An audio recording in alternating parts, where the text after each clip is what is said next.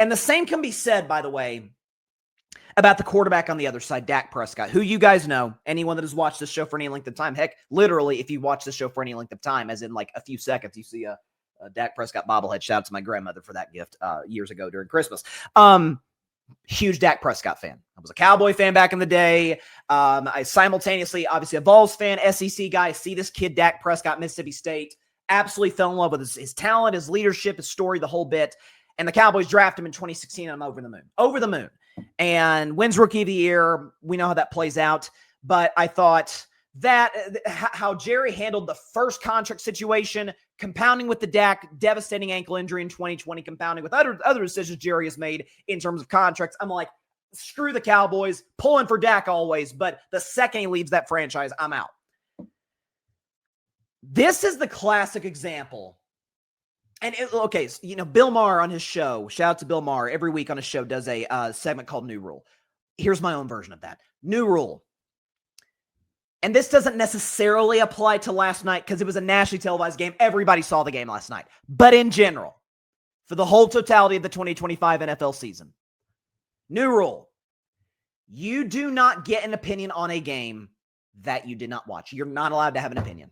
You're not. You cannot give an opinion on something you're not educated about. What I mean by that is you will have folks, again, if folks maybe miss the game, which it's hard to do, it's a nationally televised game, but like, Dak, 21 to 34, 188 yards, passer rating of 76, no touchdowns, no picks.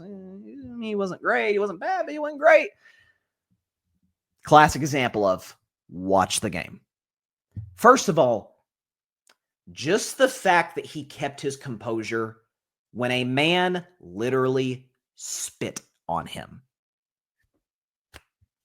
Again, I'll save my take for about 10 minutes from now, but a grown man spit on him. Kept his composure.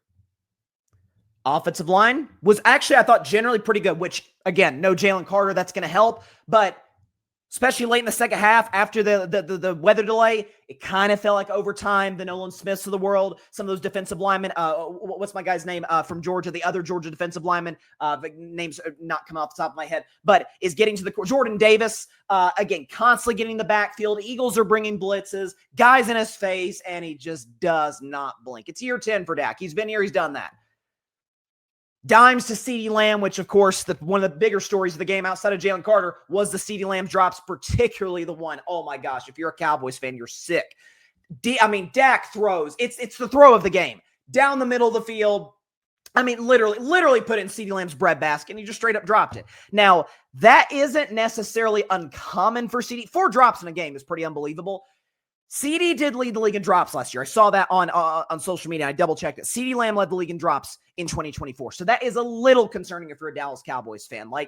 Okay, something you might need to keep an eye out for. But George Pickens, again, I feel like I'm saying the same thing about Jalen that I'm about to say about Dak, but it's true. Not a lot went Dak's way, other than the fact running game was shockingly good. But George Pickens, dumb penalty. What are you doing? You're not run blocking. Steelers fan, I know. Seen that story before. Seen that movie before. Not blocking, gets a personal foul penalty, 15 yards back. There was one play where he's in the end zone. He's about to grab an Eagles defensive back's leg and then pulls back. It's like, bro, what are you doing? How does this help? He's unhinged. There's no question about it. And George Pickens has shown us who he is. Going back to Georgia, it's always the Georgia guys. Jeez. Going back to Georgia and with Pittsburgh and Cowboys fans, you guys will some point this year, George Pickens is going to cost the Cowboys a massive drive because of a dumb penalty. It could be a firearm gesture. It could be another taunting penalty. It could be anything. It could be stopped running his route because he's not getting enough targets, whatever the case may be. George Pickens is doing George Pickens things. Okay. The defense, at least the first half, is struggling to stop Philadelphia and Jalen Hurts. You do have the lightning delay. You have, by the way, maybe the biggest play of the game Dak made was, in effect, a defensive play. There's a fumble by Miles Sanders. Cowboys look like they're going to score. There's a fumble. If Dak does not make that tackle, that's a touchdown the other way. So Dak makes a game-saving, touchdown-saving tackle right there. Eagles end up not getting any points. No one got any points the rest of the game.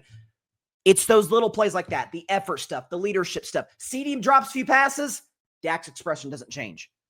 Dak's not going to go out there and be passive aggressive. Dak's not going to go CeeDee Lamb. Dak's not going to chew him out. Dak knows CeeDee's a great player. It happens. He's going to make those plays. You know, CeeDee said after the game, God has a humble way of humbling you. Sometimes, I mean, maybe that is the case.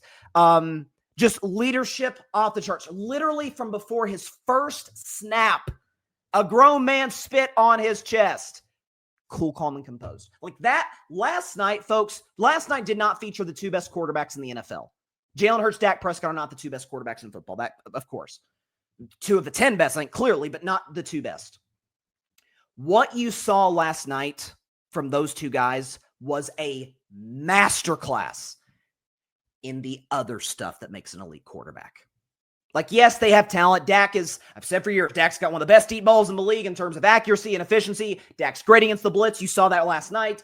Again, Jalen Hurts, cool, calm, collected, can use his legs. Dak actually, the stats say only 1 carry for 3 yards.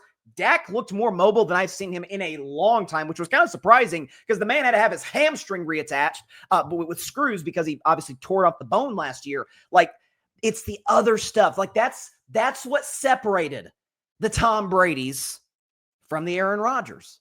That's what separated, guys like a Drew Brees, for example, not crazy gifted, from a guy in Dan Marino who was crazy gifted, but maybe didn't quite bring the leadership qualities to the table that a Drew Brees did.